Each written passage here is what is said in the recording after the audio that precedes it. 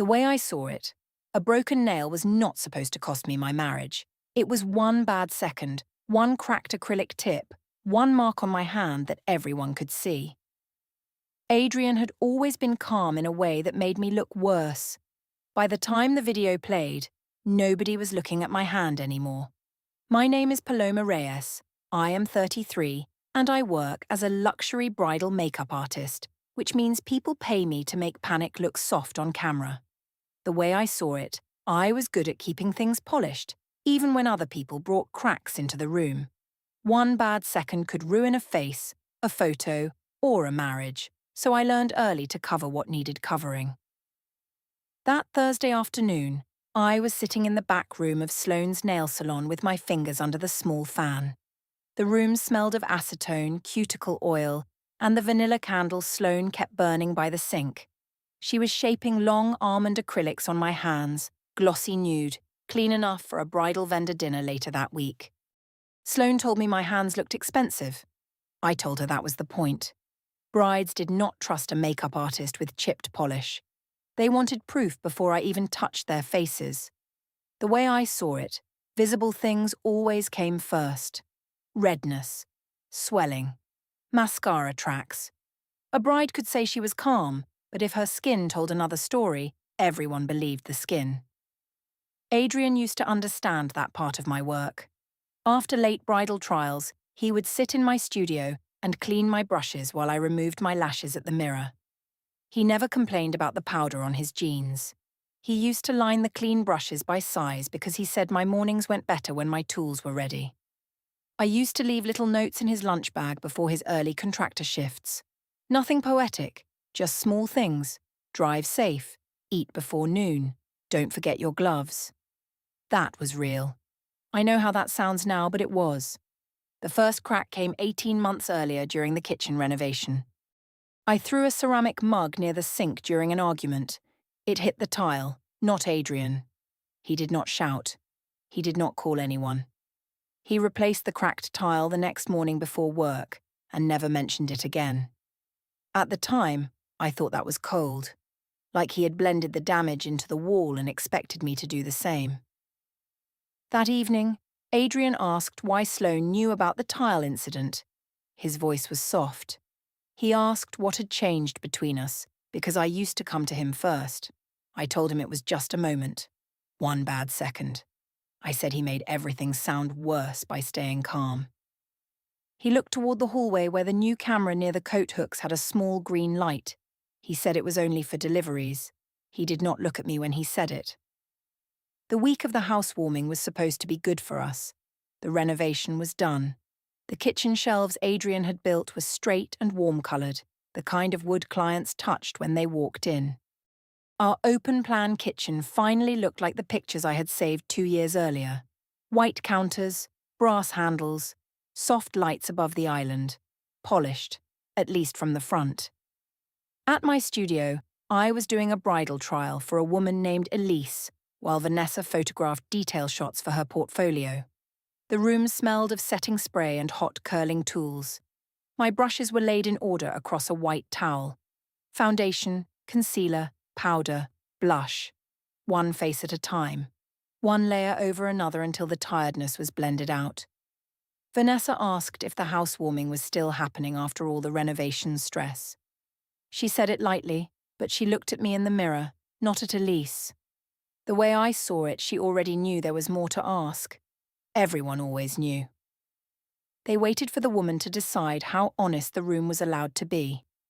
I said Adrian was calm in public but different when doors closed.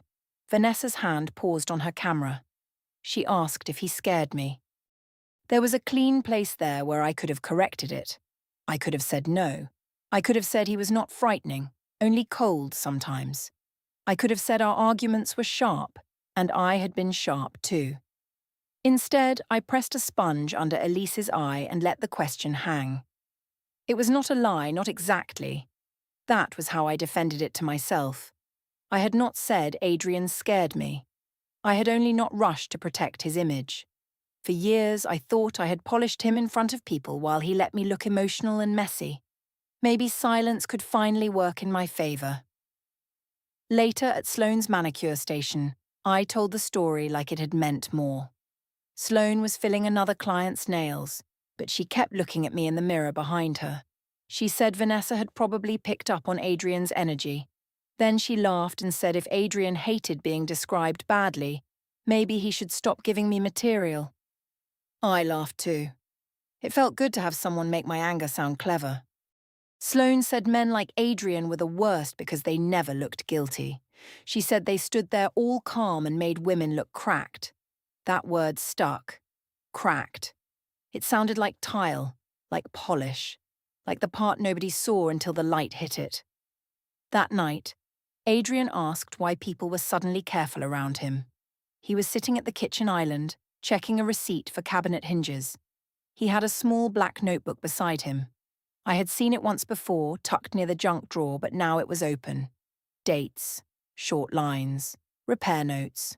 Nothing dramatic. That made it more annoying. He asked about the salon joke. He named it directly. The cracked kitchen tile. Sloane knowing. Vanessa asking questions. He asked why I made him sound frightening when he had only repaired damage. I told him he was doing it again. He asked what. I said that calm voice, that careful face, the one that made me look like the problem because I had a pulse. Adrian closed the notebook. Not hard. Just enough. He said there was a difference between being calm and being innocent, and he was not claiming to be innocent. He said he was tired of being painted as dangerous because I did not like how restraint looked beside my anger. The way I saw it, that was exactly the kind of sentence calm men used. It sounded fair, but it still placed me under glass. I told him maybe people were reacting to energy he refused to see. He asked if I wanted him to start defending himself to my clients and friends. I told him he could start by admitting that his silence punished me. After that, he did not argue. He wrote something in the black notebook, then put it in the drawer. That small action touched up nothing. It made the room uglier. Mallory entered the story through a private advice group Sloane had added me to months before. I did not know Mallory well. She was 37, divorced, always available with a message that sounded like she had been waiting for my exact pain. When I wrote that Adrian's calm made everyone doubt me, she replied that calm men were often the most dangerous because people believed their silence first. I read that message 3 times. The way I saw it, Mallory understood what Adrian refused to. A woman could be hurt without bruises. A woman could be made small by a lowered voice and a blank face. A woman could lose the room because she looked less polished while telling the truth. So I started letting the story take shape. At the next bridal shoot, Vanessa was quieter with me. She still photographed my kit, still said the lip colour looked beautiful, still smiled at the bride. But when I reached for a foundation brush near her phone, she moved the phone away from the counter. It was quick, a small slide of glass across marble. Maybe she needed room. Maybe she did not want powder on it. Maybe I was reading too much into one bad second. But the room had sensed something, and for the first time, I was not sure it was sensing what I wanted. The housewarming began with garlic butter, warm bread, and compliments. That was how I wanted it. The house smelled like roasted chicken and new wood sealant. Candles burned along the kitchen shelf Adrian had built. I wore a cream blouse with sleeves that made my wrists look narrow, and my acrylic nails tapped softly against my wine glass whenever someone praised the house. The way I saw it, I was the one who made the night beautiful. Adrian had built the shelves, yes. He had installed the lights, fixed the tile, sanded the table and touched up the wall by the pantry. But I had chosen the colours. I had chosen the candles. I had chosen the music. Without me, the house would have been a clean box with tools in it. Caleb arrived first with a bottle of wine and a paper bag of pastries. He was Adrian's cousin, but he had been around enough that he felt like one of the house fixtures. He owed Adrian money from an old business favour, which made him careful in our home. He laughed at my jokes, helped carry plates, and avoided standing too close to any argument. Maribel came next. My little sister kissed my cheek and said my nails looked like money. Elaine arrived with a salad and hugged Adrian longer than she hugged me. Vanessa came after work, still wearing black from a bridal shoot. Sloane showed up last, smelling like perfume and salon hand cream, ready to laugh before anyone said anything. At first, I was glowing. People do not like that word, but that was how I performed. I moved between the island and the table. I topped glasses. I touched shoulders. I pointed out small details in the room like I was guiding guests through proof. Then Caleb complimented Adrian's shelves.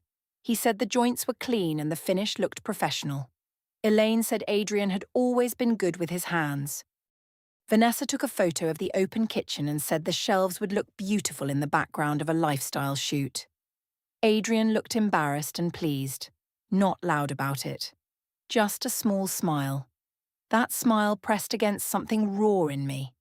The way I saw it, they were all standing in my kitchen, eating my food, drinking wine from glasses I had chosen, and praising him for wood. I said Adrian fixed walls faster than he fixed how cold he could be. The room laughed a little. Sloane laughed first, then Maribel. Caleb gave a short sound that was not quite a laugh. Adrian looked at me across the island. I touched up the joke before anyone could decide it was ugly. I said contractors were like that, great with cracks in plaster, not great with cracks in their own marriage. Sloane said that was good. Vanessa looked down at her drink. Adrian asked me quietly not to do this. Not tonight. Quietly. Of course. His quiet was always the smooth layer over the crack. I told him he was doing the calm face again. I said everyone should see it.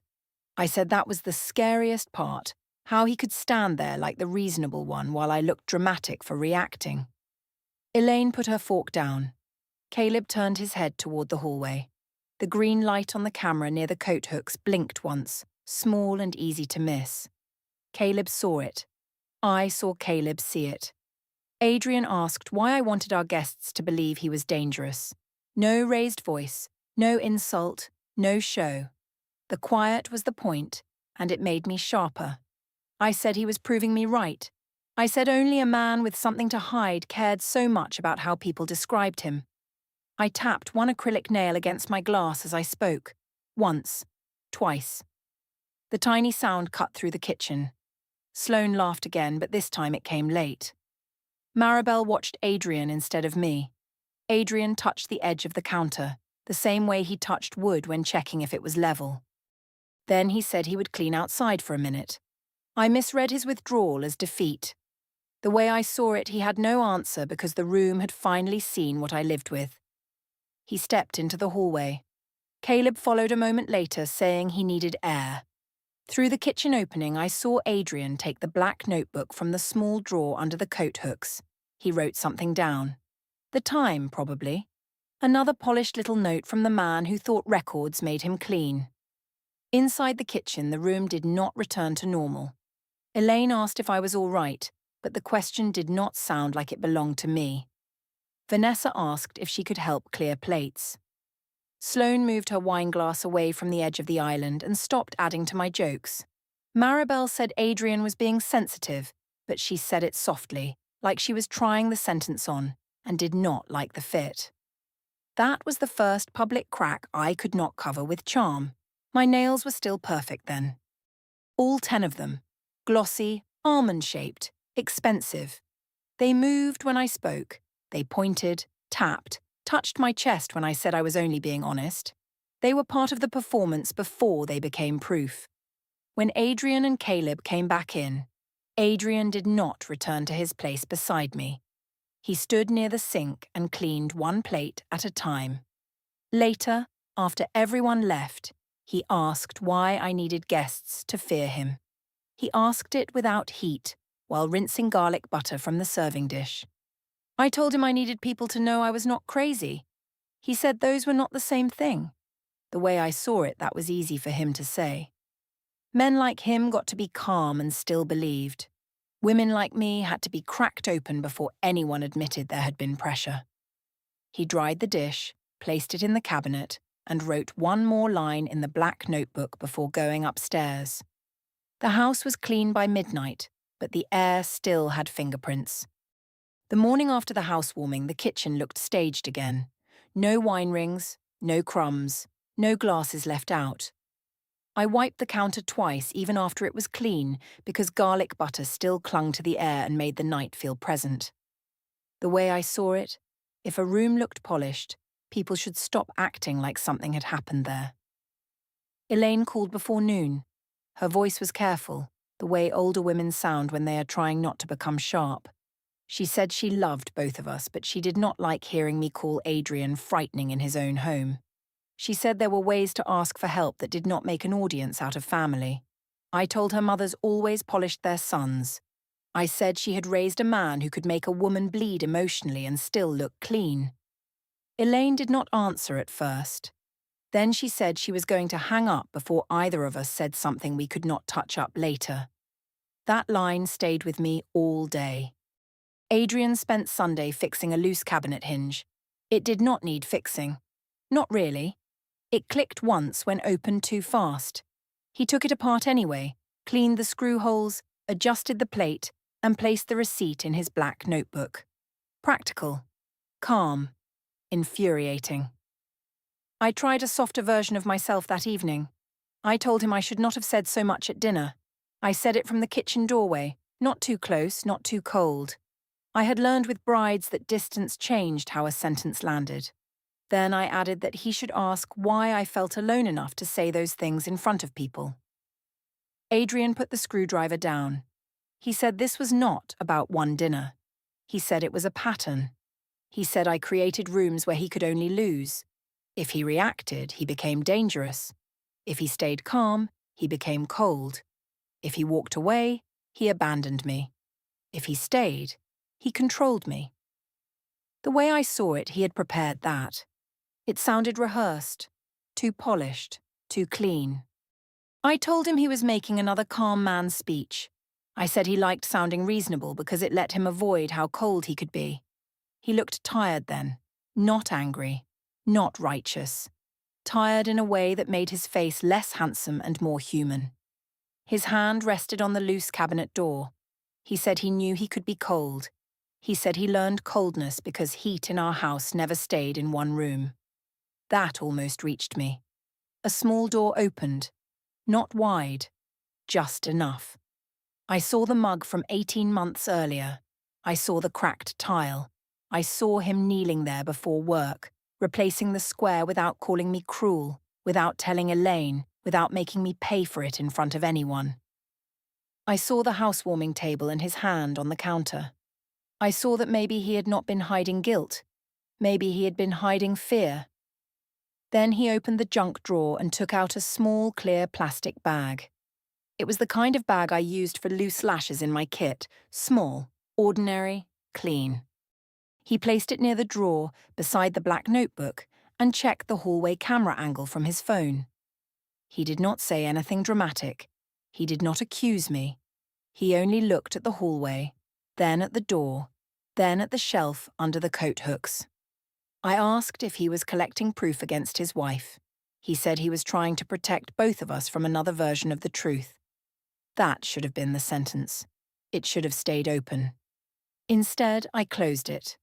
The way I saw it, only guilty men prepared evidence before anything happened. Only a man planning to abandon his wife made the hallway into a witness. I lifted my phone and took a photo of him, holding the clear bag near the junk drawer. He saw me do it. His face did not move. That made it worse. Sloane's replies were shorter after that. When I sent her the photo, she said that was creepy, then changed the topic to a client who wanted chrome tips. Mallory told me to keep everything, but added that if family got involved, I should not mention her name. Maribel laughed when I showed her the evidence bag picture, but then asked if Adrian had ever actually hurt me. I told her she was starting to sound like Elaine. Vanessa cancelled a bridal referral 2 days later. She said the bride had gone another direction. No apology. No explanation. Just a neat message during lunch. I started posting vague things. Nothing direct. Women being made to look crazy by calm men. People believing the polished version. Marks nobody could see. Elaine stopped reacting to my posts. Caleb stopped liking them too. Between that dinner and the Friday that finished us, I changed tactics. I cooked more. I touched Adrian's shoulder when passing him. I told him I wanted peace. I said we were both tired. I said one bad second at the housewarming should not become the whole marriage. But every soft sentence had a hard center. I wanted him to say I had been right to expose him. I wanted him to admit his calmness hurt me. I wanted him to stop writing in that notebook. He accepted dinner and ate little. He let my hand touch his shoulder but did not lean into it. He kept the black notebook in the drawer and the camera on. That was his silent decision. The coat hook hallway stayed lit. The clear bag stayed near the junk drawer. The small green light blinked every time I walked past it. I told myself he was trying to scare me. The house did not agree. Friday night, I was dressed for a luxury bridal vendor dinner in a black satin dress and nude heels.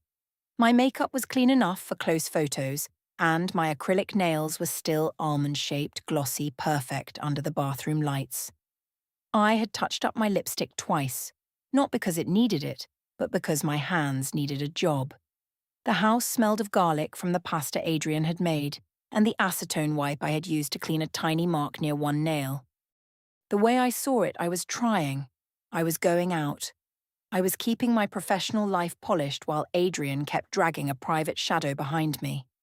He stood near the kitchen island in work pants and a plain grey shirt. He said he did not want to attend the dinner. I asked why. He said he was tired of being introduced as the man who needed fixing. He said my clients did not need to know our marriage like that. He said he would rather stay home than smile while I turned him into a warning label.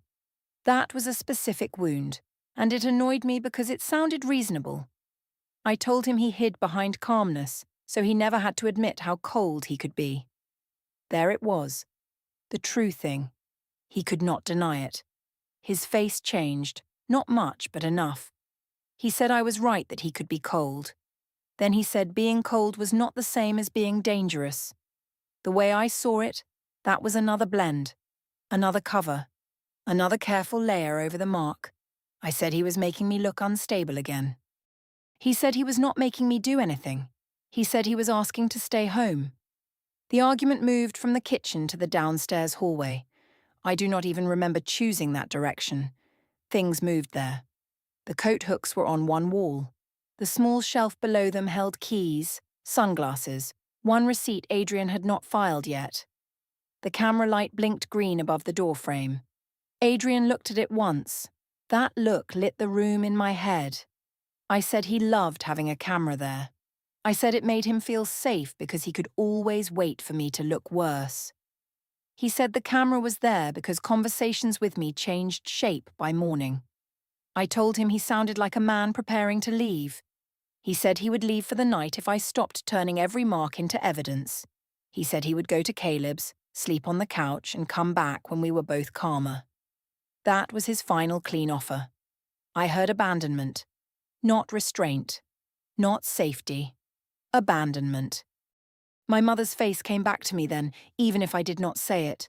14 years old, standing in the hallway after she slapped me, watching her cry first, watching my aunt comfort her first, watching the family turn toward the person who looked more wounded. That lesson had entered me before I had words for it. The person who looked hurt first won the room. Adrian reached for his keys. My hand moved. One bad second. That was what I called it later. A moment. A sharp reaction. A body answering pressure. But my hand swung toward his chest or shoulder. He stepped back before I reached him. My acrylic nail hit the edge of the coat hook shelf. The sound was small. A hard snap like a tooth on glass. Pain went through my finger, bright and mean. The nail tip broke at an angle, leaving a jagged nude piece hanging from the skin. A thin red line opened beside the cuticle. I screamed. Not because of the pain alone. Because the broken nail gave the room a visible thing. A mark. A story waiting to be shaped. I said he ruined my manicure. I said he made me hurt myself. I said he saw what he did. Adrian did not move toward me. He looked at the shelf, then at my hand, then at the camera. His face went quiet in a way I had started to hate. On the front porch, Caleb knocked once. He had come to drop off borrowed tools. The screen door was not fully closed, and he heard me. I knew he heard me because his knock stopped halfway, like his hand had changed its mind. I turned toward the door and raised my voice. I said Adrian had made me bleed. I said he always did this, always stood there looking innocent while I broke. Adrian said my name once. Paloma. Clean. Low. I told him he was pathetic for standing there while I was hurt. I told him a real husband would apologize instead of watching me bleed. I held my broken nail up like a witness. He did not apologize. He said he would handle this properly. No threat. No heat. No big speech. Just that. The way I saw it, his silence was another attack. So I took a close-up photo of the broken nail. I angled the light so the red line looked worse. I sent it to the family group chat with a caption saying that this was what happened when I tried to leave an argument and Adrian blocked me. That sentence was not clean. It was not fully false either, I told myself. He had been in the hallway. I had wanted the argument to end. The hand, the swing, the shelf, the camera, those were details. Details could be blended. Elaine did not respond. Maribel sent my name with a question mark. Caleb was still on the porch. I sent Sloane the photo and 3 voice notes. One angry, one crying. One explaining the part where Adrian had made me feel trapped. Sloane replied with 1 heart emoji and then stopped opening messages. Mallory answered once. She asked if I had any visible injury. I told her yes, but also that the hallway camera might have caught the angle. After that, her typing bubble appeared and disappeared twice. Then nothing. Adrian opened the door and let Caleb in. Caleb looked at my hand, then at Adrian, then at the camera. He did not step toward either of us. I said Caleb had heard me. I said he knew. Caleb asked carefully if I wanted him to take me to urgent care. Not if Adrian had hurt me. Not if I was safe. Urgent care. A neutral sentence. A small refusal to join my version. Adrian took the black notebook from the drawer and wrote something down. The time. Caleb's arrival. Maybe the caption. Maybe my words. I told him to stop writing about me like I was one of his broken cabinets. He closed the notebook and placed it on the shelf under the camera. That was when the room changed sides. Not loudly. No one announced it. But the air moved away from me and toward the small green light above the door. Adrian did not defend himself in the family chat.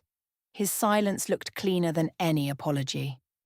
The family court intake office smelled like toner, wet coats, and old carpet. My broken nail had been repaired by then, but the new acrylic sat thicker than the others. A small raised patch Sloane had not done because Sloane was not answering. I stood at the counter with Maribel beside me, and she kept her hands inside her coat pockets. A court intake clerk handed me a family law petition with temporary protective property and communication orders. The document named Adrian. It named me. It gave Adrian temporary exclusive use of the home, supervised access for me to collect belongings, communication through a monitored app, and a first status hearing in 21 days. I signed for the packet, then rubbed my repaired nail against the paper edge until Maribel told me to stop. Adrian was there with Elaine, Caleb, and a family lawyer. He did not look polished. He looked tired. Clear, but tired. The clerk explained that the hallway camera, Caleb's porch timing, the family chat caption, the black notebook, repair records, and the broken acrylic tip had all been included for review. I tried to say the broken nail proved I had been cornered. The clerk asked whether I was disputing that the video showed my hand moving first. My mouth opened. Nothing useful came out. The way I saw it, there should have been room for how small he had made me feel. But the screen still from the hallway camera had no room for feeling. It showed my arm extended, Adrian stepping back, and the coat hook shelf waiting where my hand landed. Adrian signed his copy first. Then he walked through the security door without speaking to me. That was his exit. No raised voice, no final look. just a door that accepted his badge and closed behind him. Mallory deleted the advice group thread, blocked me, and later told Vanessa she barely knew the situation. I moved into Maribel's spare room with 2 makeup cases and 1 garment bag. Adrian froze joint credit access tied to the house renovation account. Elaine stopped speaking directly to me, and Caleb sent his statement through Adrian's lawyer. Mallory removed me from the private advice circle before lunch. Vanessa removed me from 3 bridal shoots without making an announcement. The way I saw it, the broken nail was supposed to make everyone look at my hand first. Instead, the camera made them look at what my hand had done. I wanted a visible injury because visible things felt easier to defend than invisible anger. The mark was real. The story around it was not. The broken acrylic nail tip sat in a clear plastic bag beside the printed still from the hallway camera. By the end, the smallest broken thing in the room was not my nail.